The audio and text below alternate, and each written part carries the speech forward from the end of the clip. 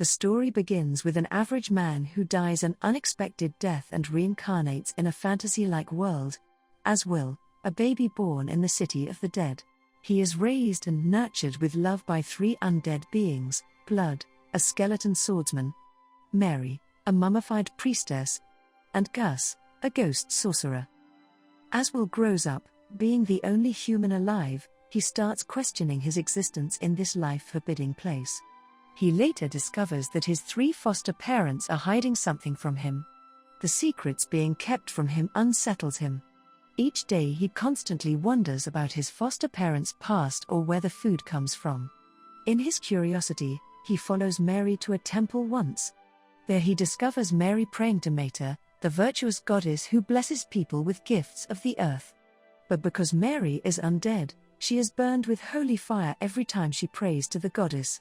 However, she is rewarded for her sacrifice with bread which she feeds to Will. Shocked to see her burning, he tries to save her but gets hurt instead. After realizing the sacrifice Mary had to go through every day, he finds newfound respect for her foster mother. Time flies. 5 years have passed since Will discovered Mary's secret. He is now 13 years old. Will continues to learn how to fight with a sword from Blood and with magic from Gus. Despite the harsh training he goes through every day, Will manages to stick to it, knowing that one day he will have to fend for himself. With his coming-of-age ceremony close at hand, Blood decides that he is now more of a capable fighter and brings him to the ruins in the city. He is left alone to fend for himself and is tasked to return before the day ends as part of his test. As Will desperately fights for his life against the undead creatures, he notices a malicious bloodlust coming closer. It turns out that the wicked malice comes from Gus, who attacks him without warning. Soon he comes down the end of the tunnel. Will resigns to his fate, knowing full well that no matter the circumstance, he would never hurt Gus. As he was about to give the final blow, Gus stopped and apologized for taking his training too far. He even went on to commend him for excellently beating a rare monster. Will managed to return home before the day ended and brought back a great weapon he could use. Turning 15 marked the day of his coming-of-age ceremony. Before his much-awaited fight with Blood, Gus speaks to Will and begs him to lose it on purpose. But he doesn't tell the reason. Believing that he is ready, Will challenges Blood to a duel, but they will be using real swords this time. As the battle draws to a close, Blood uses an underhanded trick where he uses his ribs to trap his opponent's blade. Mary steps in and reprimands him for using a dirty tactic on Will. Genuinely believing Will is combat-ready, Blood and Mary reveal their long-forgotten past and how they became undead beings. They battled the High Demon King 200 years ago, who led his army to ravage the land. As they were on the verge of defeat, they forged a contract with Stagnate, the god of death. Although they eventually managed to defeat the High Demon King, they turned into undead creatures because they sold their souls to Stagnate.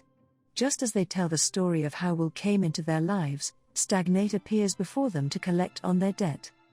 As Stagnate closely approaches Blood and Mary, Gus uses high-level magic to buy them some time to prepare.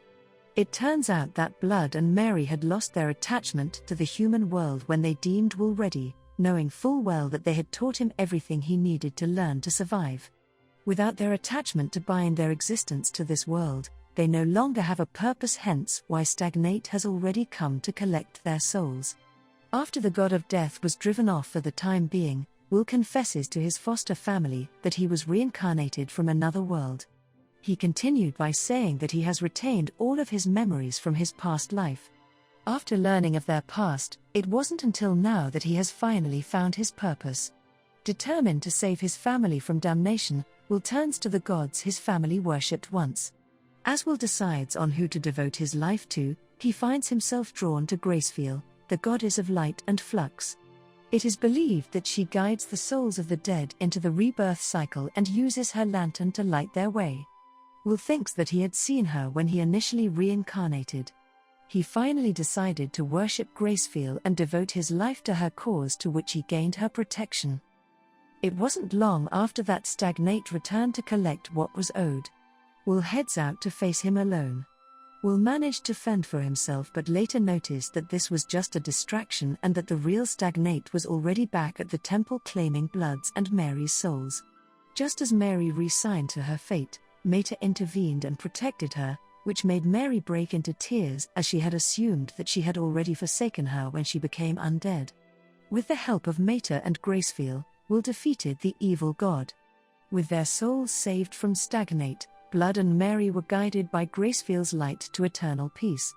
On the other hand, Gus requested to remain in the human world, and with Gracefiel's blessing, he remained to guard the High King's tomb. With Blood and Mary gone, Gus decided it was time to send Will out into the world to discover and live out his life with his people. Will decides to take on his parents' name in honor of his family who raised him, William G. Maryblood. On his way to civilization, Will runs into Menel, a half-elf archer turned outcast who later becomes Will's first true friend. Will is still in disbelief after meeting the first living being in all 15 years of his life. After sharing a meal, they later part ways but are still wary of each other. Later that night, Will receives a vision from Gracefiel where he is led to a nearby outside village that was attacked by a band of thieves. Will helps apprehend the thieves. Surprisingly, he later discovers that Menel was the one leading the attack. After hearing out the robbers' motives, Will offers reparations to the villagers with treasures given to him by Gus in exchange for their leniency. Meanwhile, Will promises to cleanse the demon-occupied village to which Menel offered to help. After a day's walk, Will and Menel arrive at the village. Together with Will's magic and Menel's archery, they defeat all of the demons occupying the town. It was later revealed that the demon-occupied village they were talking about is Menel's village. Will helped turn the undead villagers through a peaceful passing into the afterlife using Gracefiel's light. Menel is seen arguing with a ghost of a woman who turns out to be the one who raised Menel before she was untimely killed by one of the demons. Before she passed on, she mentioned a stronghold through the forest to the north where the demons came from. She also hinted that a higher demon controls the undead and that it would be in everyone's best interest if someone took care of it. Soon after, the surviving villagers returned and started rebuilding. While Will looks into the horizon for what the future holds for him, Menel approaches him and apologizes for his previous misdeeds. As his way of atoning for it, he will accompany Will in his mission. Will's travels take him to the nearest port town in hopes of buying supplies to help rebuild the village.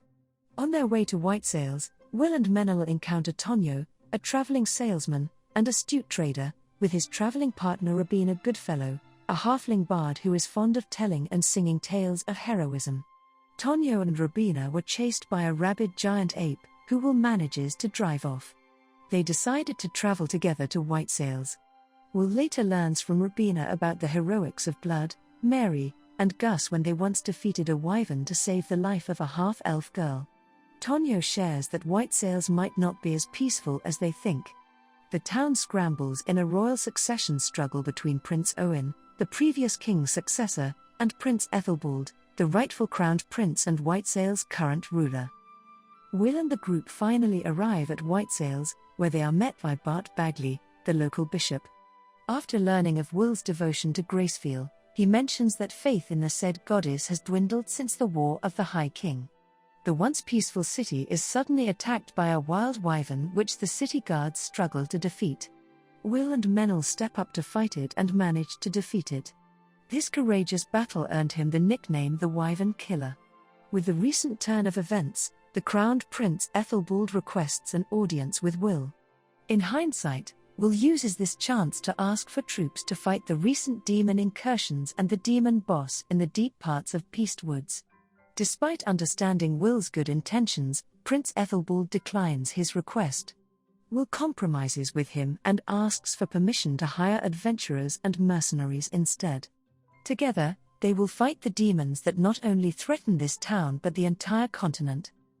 Weighing in the backlash he would have if he granted Will's request, Prince Ethelbald is torn from making a decision.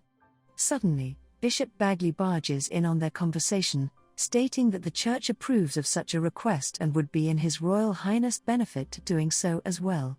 The prince agrees to Will's request under the condition that he be knighted as a paladin of the court. In preparation for their conquest, Will and Menel go to a local pub in search of adventurers to help fend off the demons. They initially struggled to find any until a rugged warrior named Raystoff volunteered to join their party. It wasn't till long then those other adventurers hopped on the bandwagon and joined. It turns out that Raystoff is a renowned warrior who earned the nickname the Penetrator because he kills his targets so quickly that people do not know what happened. The next day, Will is knighted and made Paladin of Southmark through a grand ceremony. Will's party helps with the relief efforts in the villages near Beast Woods. When word arrives that the scouting party has gone missing, Will, Menel, and Raystoff venture into the forest to investigate. They suddenly find themselves ambushed by a large horde of demons. The demon army was led by what looks like a chimera, a mythical three-headed winged creature. While the group manages to drive off the beasts momentarily, Will feels helpless seeing Menel seriously injured and unconscious. He blames himself and feels remorseful for his supposed arrogance in trusting others, the same people he has pledged to protect and keep safe. Will took his leave and resigned to his decision to fight the demons alone to avoid endangering his friends again. As Will rushes into battle in a frenzied state, Menel stops and convinces him to return to the village. Menel managed to get through to Will into trusting his companions again. Together, they worked out an airtight plan to eliminate the demon beasts once and for all. Will and Menel managed to work their way to the Chimera, to which Raystoff slips undetected and dispatches the demon boss by himself, much to the shock of Will and Menel. Later, Menel suggests that Will would make a good candidate to lead the surrounding villages of Beast Woods given that he was the one who liberated them from the demons. The series ends with Will agreeing after Menel makes a convincing argument that it would be both in his and Gracefield's best interests. What is next for Will and Menel now that they have a town to run, especially after learning that the demons are working behind the scenes to release the High Demon King? Don't forget to hit like and smash that subscribe button if you enjoyed the video. Turn on the notification bell so you never miss out on another video. Thanks for watching. I will see you in the next one.